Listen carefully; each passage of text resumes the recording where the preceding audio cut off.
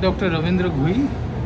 I'm a pharmacologist and I've spent about the last 50 years in new drug research in various capacities at various places. Currently, I'm retired and I work as a consultant. I advise people about clinical trials, how to launch new drugs or devices in the country and abroad. So as you can see the name of it, like Kar Taraqi, basically this channel is all about to helping people to grow their respective career, especially in like the subject matter expert. Like we're gonna ask some question that will be very great and very helpful for the young people who wanna create their career in this particular field. So first of all, I'll start with the question. Can you walk us through your career journey in clinical research and what were the most significant milestones for that? Oh yes, certainly. It's a pleasure to go back into the history. I began my career I'm a pharmacologist. I began my career in new drug development, searching for new drugs for a company called Text.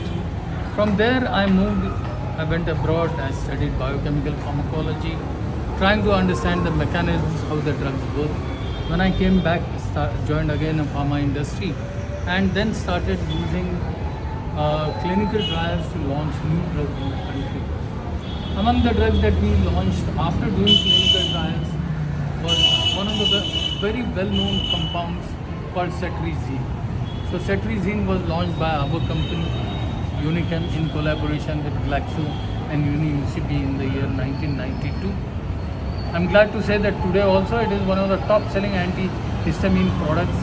We did clinical trials for a number of drugs after that, but cetirizine will always remain my first love and my greatest affection for cetirizine. Of course, there was another product for which we did a lot of clinical work, and that product is known to almost everyone. That was Electral. Electral is a mixture of salts which is used for oral rehydration, saving babies' lives when they are affected by diarrhea and dehydration. So I'm very proud of that work also. So, sir, like what you will suggest based on your experience to our young generation who gonna create their career, who gonna start their career in clinical research, or maybe someone like who wants to switch in this particular career? Yes, I would really suggest that first thing they should try to study the drugs that are available.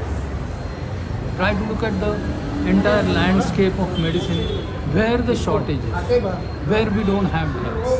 And that is the area where we need to concentrate. Of course, you will not be able to immediately go into the drug development on your own because it's a very, very expensive business. Probably you will have to work with a company which does drug development.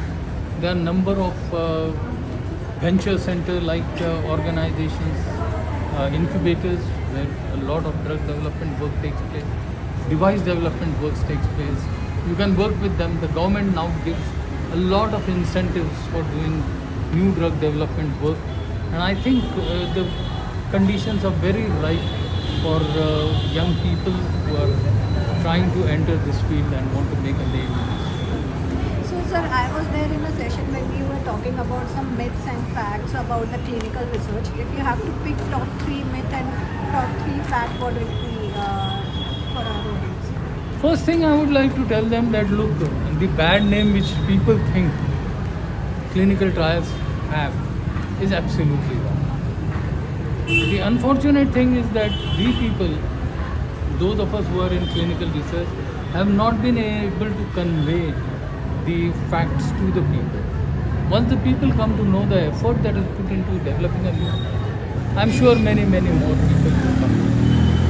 The second thing is that usual thing that pharma industry makes a lot of money. Yes, money is involved there.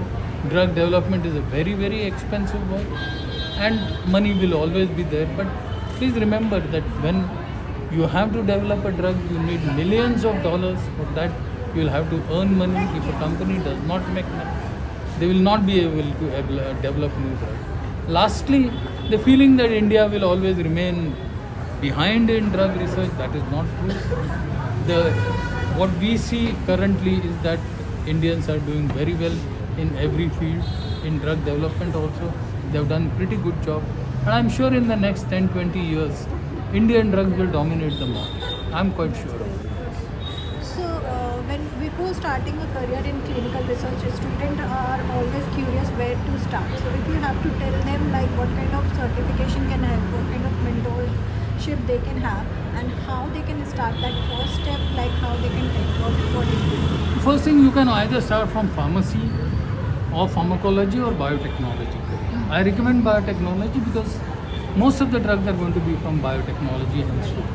So you can start with biotechnology, understand how drugs are made by biotechnology. Also keep learning about drugs, their effects on human beings and animals, and that will help you, and that will be able to channel you into this particular profession. But of course, it's very easy to give directions. The road is rather long and arduous. It will take time, but it works well. Okay. So, sir, I think last question. We are living in the world of data analytics, clinical analytics, and AI. So, if you, as you have experienced that time, there was no analytics. That time it was like we were not even aware about the AI. So, if people have to relate it with their career, if they can learn both the thing, or maybe they don't have maybe much knowledge about the AI and analytics stuff. So what would you suggest, like how they can start, and will it be really beneficial in future of clinical research, this AI thing? Oh yeah, you see, any new technology is going to be beneficial.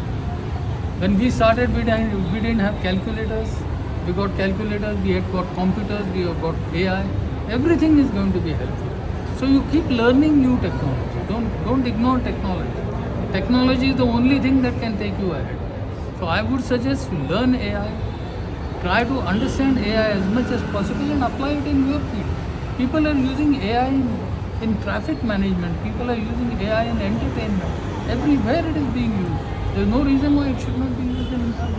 So do you think AI gonna take over, like even humans work in this particular field? Many That- students ask me Yeah, kind that of question is always there, actually. but whether we will allow AI to take over or not depends on us. If we become slaves, then AI will take over. Okay, sir. Thank you so much for your time.